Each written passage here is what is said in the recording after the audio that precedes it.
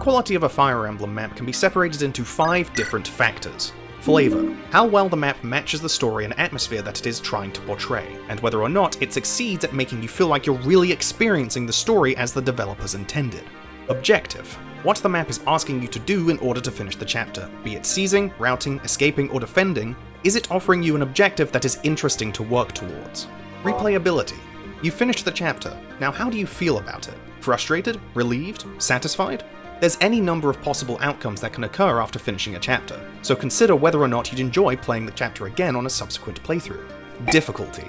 Difficulty might not be an important factor for everyone, but a fair amount of players yearn to be challenged by Fire Emblem, to be given a puzzle to solve with the resources provided. Was the map that you just finished difficult in a compelling way? Enjoyability. Plain and simple, is the map fun to play? Are you having a good time whilst playing it, and if so, are you able to articulate exactly why the map is so stimulating? When all of these variables are managed effectively, what you're left with is an incredibly satisfying chapter to play through, providing a memorable experience for the player that they'll hopefully be excited to enjoy again during a second playthrough.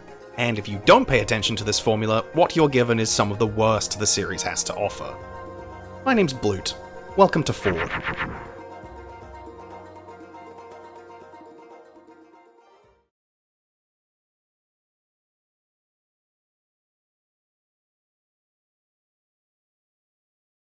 And welcome back to another episode of F.O.R.D.E. This time finishing off our Fates trio by finally tackling a Conquest map. Seriously, this took far too long, but I have been moderately afraid of doing a Conquest map in the first place, since Conquest is actually difficult, and it's difficult in an interesting way, and actually requires me to use my brain, an action I'm not especially fond of. Regardless, our anagram from last week should do all of the talking for me, since it was Floaty Red Bean, which will nimbly leap into its new form with Den of Betrayal. Or what most of us call it, Ninja Hell. I should just go ahead and say that. I do absolutely adore the fact that pretty much the entire Fire Emblem community has just dubbed this chapter Ninja Hell, and everyone understands which map you're talking about with just that name. Like, if you mention it in the thread, it's like, which one's chapter 17 again? It's like, oh, it's Ninja Hell. Oh, that one, yeah. The cave of fucking nightmares, gotcha. It's absolutely amazing. I love it. It's a pretty infamous chapter, and probably not one of Conquest's best. But let's get to analyzing so I can finally know if ninjas are a balanced class or not. Commencing with flavor. I'll just cut to the chase and say that flavor is gonna be real simple this time around. If you're unfamiliar with the story of Conquest, it is not an exaggeration to say that it has decisively the worst written plot of any Fire Emblem game, bar none. No matter which game story you dislike for whatever reason, you cannot deny the fact that Conquest's story is outright fucking garbage. The story is silly and nonsensical when it's attempting to be the grounded route. Half of the dialogue is just explaining how Corrin is ever so sweet and not supportive of murder, unless it's against the Fox people, but you know, that's understandable given the chapter. And I think the most damning part against it is just that, at its core, it definitely had the potential to be something special. People wanted Conquest to go off the beaten path and almost act as the evil route for Fates, which we never get to do. Literally the only other time we've gotten to do this is with the Edelgard route, where you're not the rebellion rising up against the Empire, it's the reverse. So the fact that the devs made it the route where you canonically kill less people than the good route, it just demolishes the entire experience. If you are playing Conquest for the first time, I'd say read it just because it can be funny, but after that, do not even bother interacting with it. Just press start and don't look back. As for this chapter specifically, Den of Betrayal almost acts as a rescue mission for Kagero, a soldier who's not even allied with Nor. Yes, I understand that taking hostages is bad, game, you don't need to remind me, but even the villain of the map, Kotaro, questions why you care so much about a single soldier on the opposing side that you haven't even met on this route. And I probably shouldn't be agreeing with the guy who took the hostage in the first place. Like, that's not moral ambiguity with Corrin's decision to save Kagero. Like, a lot of Conquest is trying to have some moral ambiguity of just like, is Corrin making the right decision? Was it right to do this? But with this, it's moral obligation. It's like, I'm going to save the hostage. It's like, wow, so brave. Well done, Corrin. But putting aside the fact that the story is just straight up downright silly, I think the map is trying to evoke the feeling of slowly figuring out a puzzle, or working your way through opening a complex lock, which I think is a really neat theme. Ninja Hell is obviously renowned for its flurry of ninjas, master ninjas, and mechanists making up like 90% of its enemies. But another noteworthy part of the map is the twisted layouts of crooked corridors. You're able to open up new paths with dragon veins while blocking off new ones, which really added to the overall mystique of the map. I found myself just constantly looking at the map to try and figure out the best route for a variety of different reasons, whether it was trying to keep my formation intact or to defend optimally against reinforcements, or stopping Sizer from jumping into the enemy's embrace for the 40th fucking time. It was genuinely pretty cool. I think the map layout is really cohesive with this semi-puzzle chapter almost. Perhaps this is more of an objective thing, but I think the chapter actually does a really great job with almost working the ninja class into the structure of the map itself. It's really nicely intertwined. It's a little tough to say, but I think I'm gonna give Flavor a 2 out of 5 rather than a 1 out of 5. Because while it does a really great job at manifesting this super dank and twisted environment with this cave that's constantly shifting and really unique to move through, the story of the chapter is inherently just super goofy and difficult to take seriously, so I can't really give it any higher than a 2. It's honestly kind of a shame, because the map itself has some really cool visual storytelling, but it's in Conquest, so its actual storytelling is going to be interrupted by Corrin telling me that they feel sad about having to kill people again. Yeah, 2 out of 5 for Flavor. I can't reasonably go any higher than that. Objective. Objective is interesting this time around, since there's definitely a lot going on. While the main objective of defeating Kotaro is relatively simple, the task of getting to him in the first place is where the chapter's complexity rears its hideous visage, so to say.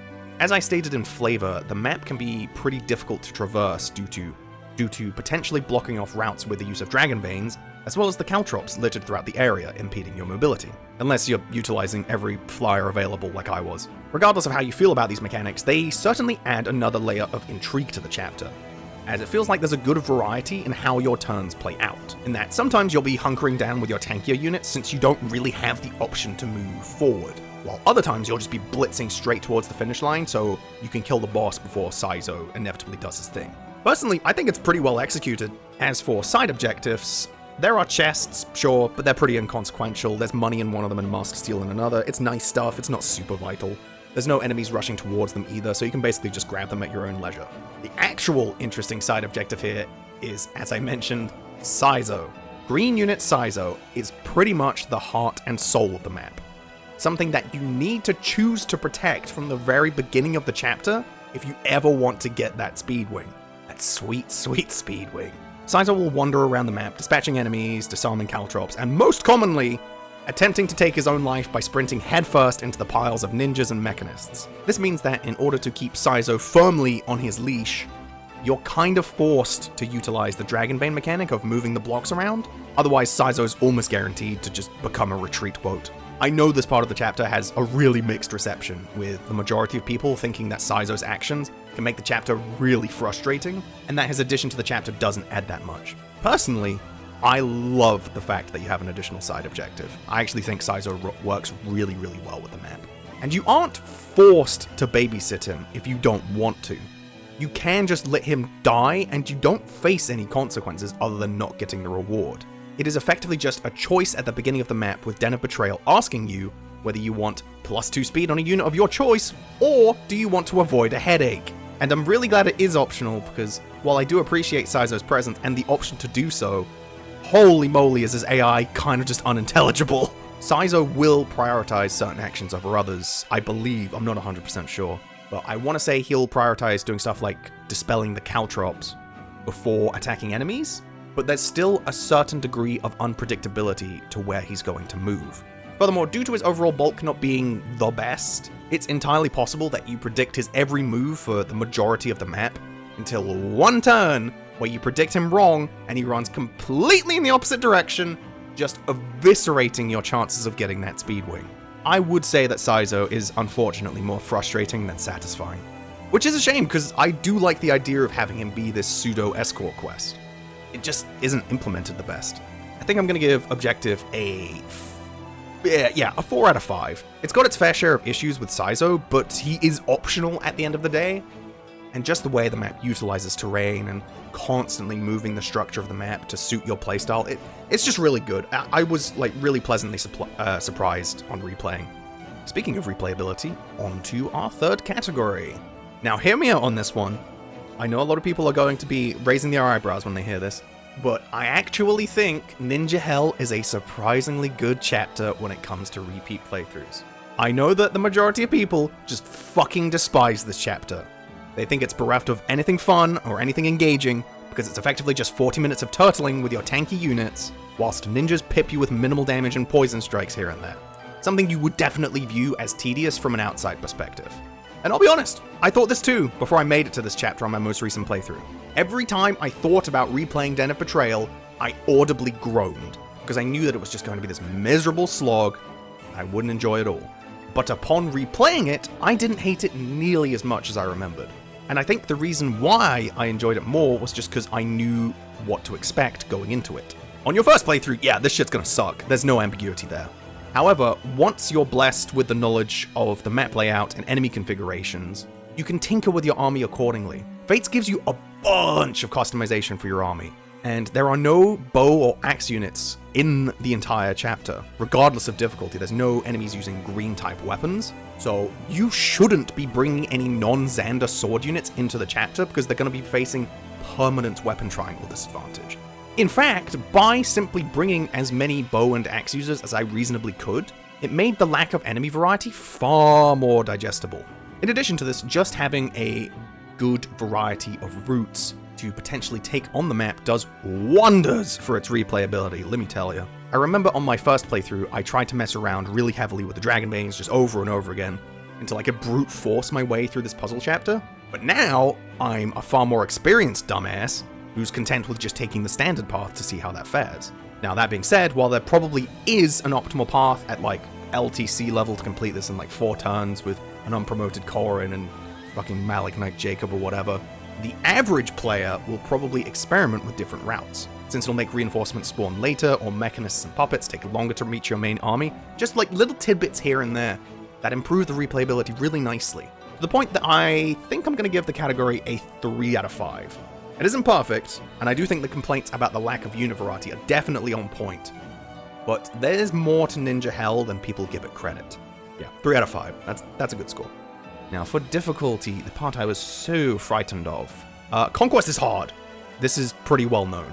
Much like I always talk about how Sacred Stones and Path of Radiance are very easy games, Conquest is a generically just flat hard game. I'd go so far as to say that Conquest on normal is actually more difficult than Birthright on Lunatic for the most part. Maybe excluding the later chapters. Either way, there's a boatload of chapters in Conquest that I'd categorize as genuinely super challenging, with some actually having interesting difficulty, but it also has its fair share of stinkers, that's for damn sure. Not to name names or anything, but Kitsune Lair is one of the worst chapters in Fire Emblem, period.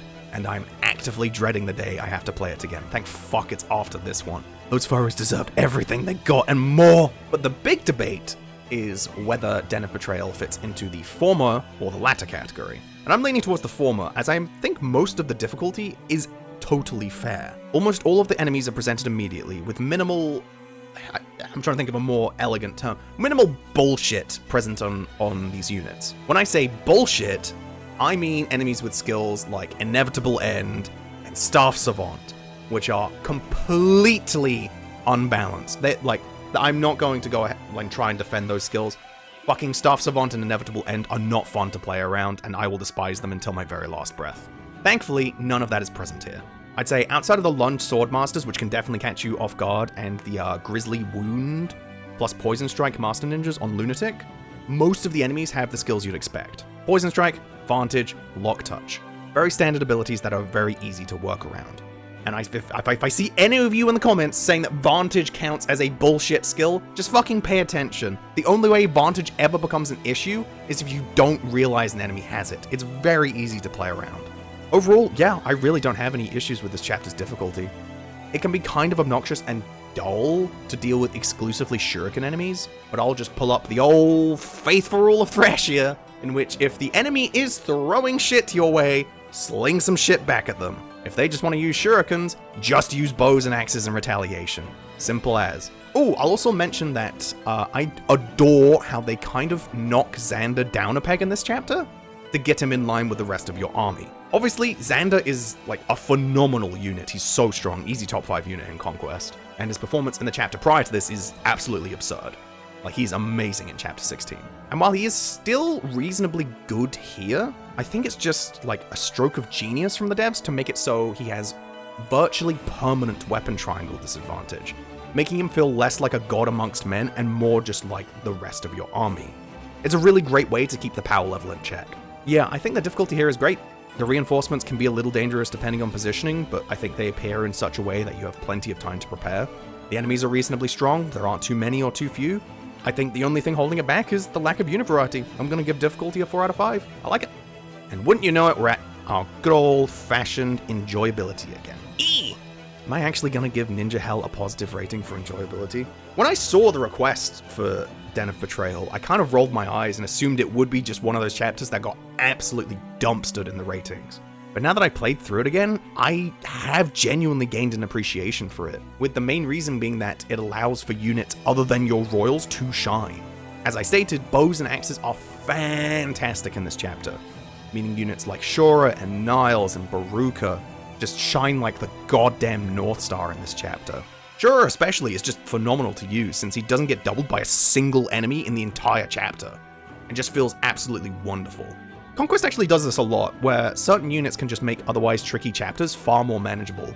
For example, as I stated, I absolutely hate Kitsune Lair, but I do love the fact that Benny, an otherwise pretty mediocre unit in Conquest, is just absolutely phenomenal in Kitsune Lair. He completely trivializes it. While units like Xander need to be reclassed to even stand a chance in that chapter. It's really cool. Now, while this chapter is great for letting other units into the spotlight, it is still pretty annoying to play. Just having to deal with permanent 1-2 range from the enemy, along with Poison Strike, and Caltrops and stat debuffs. It can just be a bit, like a bit blech. So I wouldn't give this a perfect rating. However, I'd be lying if I didn't see some potential in a chapter that I could previously just completely dismissed, which I have done for Conquest maps before. I used to completely hate Fuga's Wild Ride, but I kind of love it now. Like, I've really just grown attached to its mechanics.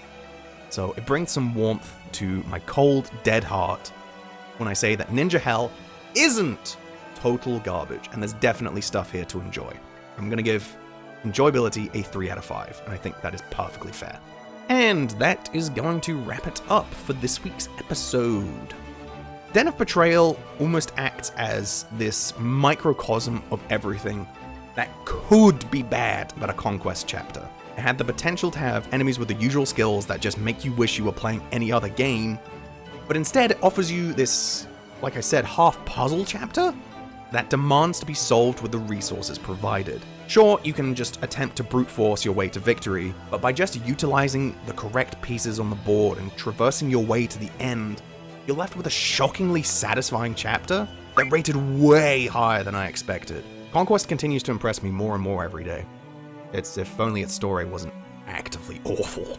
As for our anagram, I'll let you in on a little secret here, viewer. This next chapter was supposed to be a Three Houses chapter, but upon replaying Three Houses, I got to chapter 2, the one with Costas, the stupid bandit leader.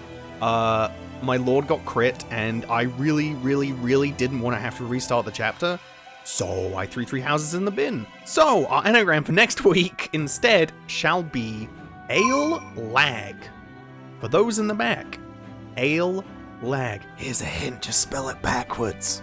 Alright, that's going to wrap it up for this week's episode. I hope you all are having an absolutely tremendous time in your lives, just meeting some nice people, having some good social gatherings, or maybe not, maybe you're having some nice, secluded time to yourself. Always take some time for yourself. Me time is just as important as everyone else's time. Regardless, I will catch you guys next week, for I am done for now.